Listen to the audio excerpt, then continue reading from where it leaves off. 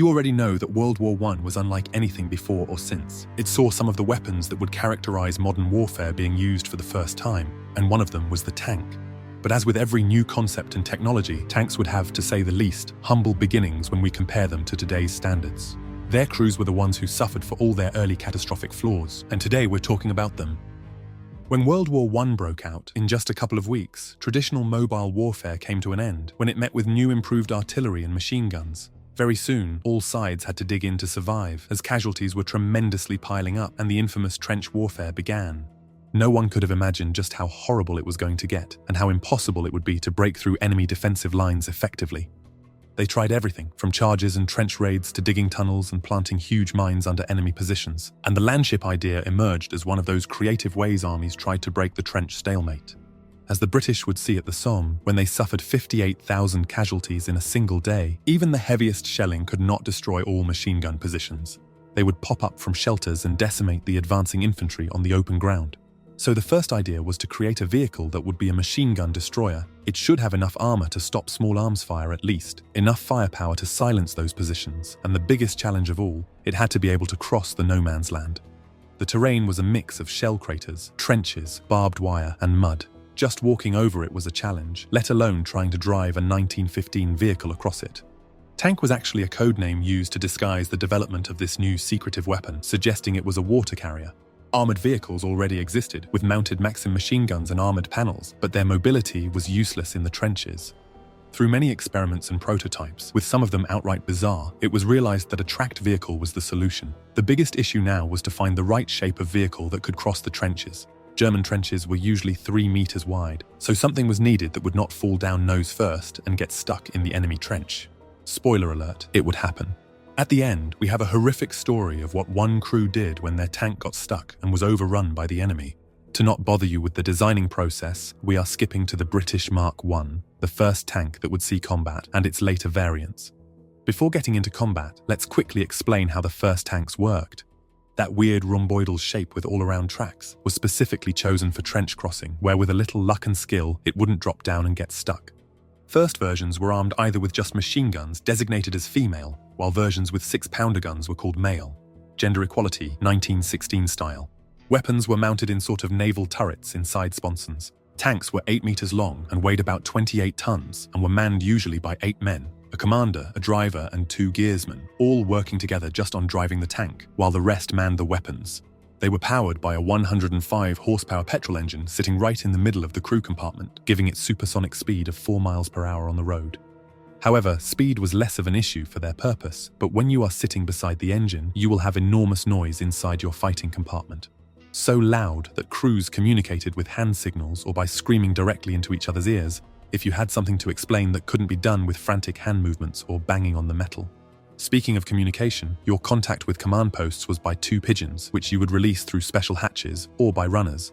There were also flares, flags, and various other highly sophisticated signaling methods. Beside noise, there were little things like extreme heat building up inside and toxic fumes and carbon monoxide.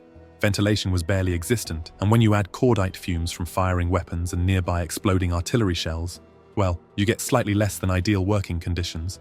Crew members were passing out inside the tanks on a regular occurrence. Not to mention the engines were prone to catching fire. So many crews were incinerated manning their tanks that specially trained salvage units were formed to retrieve their bodies.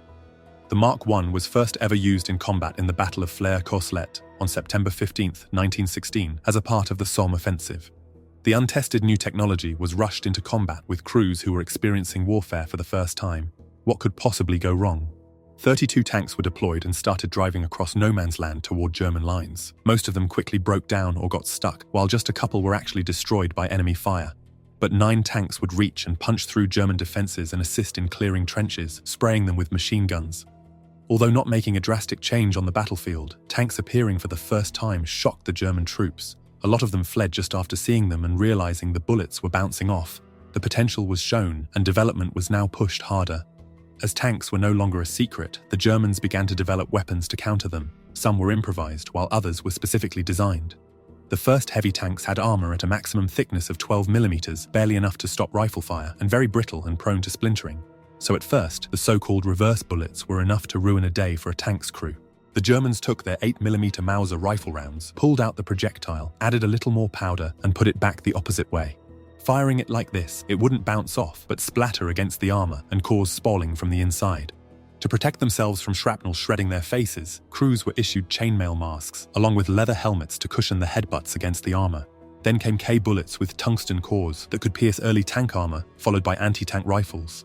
These were literally enlarged standard infantry rifles, firing a 13.2mm round that could punch through and ricochet inside the tank. And you can imagine the outcome for the crew. Any near hit with artillery could disable the tank or rupture its fuel tanks, and a direct hit was an instant end. The Germans also started digging wider trenches and used improvised explosive charges to disable tanks when they got close. It was alarmingly easy to get a tank stuck and become an easy target for enemy artillery, so crews created the unditching beam, a simple but effective way to get themselves out. They would tie it to the tracks with chains, and when the tracks rotated, the unditching beam would provide the extra traction needed to pull them out of trouble. Fascines were also used to help with trench crossings. While the British focused on the huge Mark series, the French went the opposite direction and created the blueprint for modern armoured vehicle. They developed the Renault FT, a mobile tank for its time, designed to move swiftly and attack from unexpected directions, something the Germans themselves would later do in the Second World War. It had the engine in the rear, the crew in the front, and a rotating turret on top. This was the exact concept of modern tanks. The Renault FT had a crew of just two, the driver and the commander, who was also the gunner. It was armed either with a 37mm cannon or a Hotchkiss machine gun. These tanks were much more effective and were even used at the beginning of the Second World War. The Germans, on the other hand, were slow to adopt tanks into their army, which was quite the opposite of what they would do in the next war. They captured a lot of British tanks and used them, but they also created the A7V. It was an enormous tank with a crew of between 18 and 25 men, with various combinations of weapons. However, it was even more unreliable than British tanks. It was top-heavy, easy to flip over on uneven terrain, and it had no real solution for trench crossing. Now we have to mention the story of the crew of the British tank named Frey Bentos and what happened to them. It was August 1917 and British tanks were assigned to support the infantry attack on German positions. The battlefield had been extensively shelled for weeks and heavy rain created a sea of mud. To make sure the tank would not get stuck, Captain Richardson was guiding the tank while walking outside beside it. As they advanced, they destroyed a machine gun nest, but they quickly received heavier fire, and Richardson, still outside, was shot in the leg.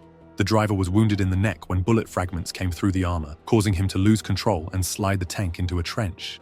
Two crewmen jumped out to begin the unditching procedure, but the Germans opened fire again, killing one of them, while the other managed to jump back into the tank. From inside, they opened fire on German positions, but the infantry attack they were meant to support was beaten back badly, and the surviving soldiers retreated.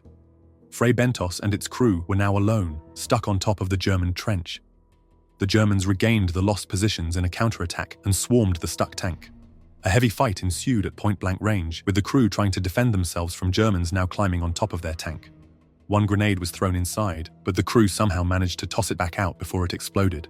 At this point, every crew member was wounded and fighting for their lives. However, they didn't know that this was just the beginning. They were now essentially a bunker in the middle of enemy territory, completely cut off. The agony went on for the next 3 days and 2 nights of constant fighting. Although the crew managed to repel attacks from inside the tank, they were now out of food, water, and ammunition. They drank fluid from the tank's radiators and even filthy water from the mud at night. By the 3rd day, it was clear that they had to do something. After inflicting heavy casualties on the Germans, they feared to surrender, so they planned to attempt a breakout on the 3rd night. The crew disabled the tank's guns, and at 9 in the evening, Sergeant Missen crawled out first. He slowly managed to get through German soldiers unnoticed and crawl to a friendly trench. He alerted the British infantry in the first trench about the crew who were going to attempt to come back as well, so they wouldn't shoot them.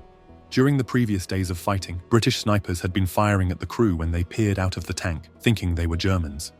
A couple of hours later, one by one, 7 surviving crew members crawled to British trenches, somehow avoiding German troops.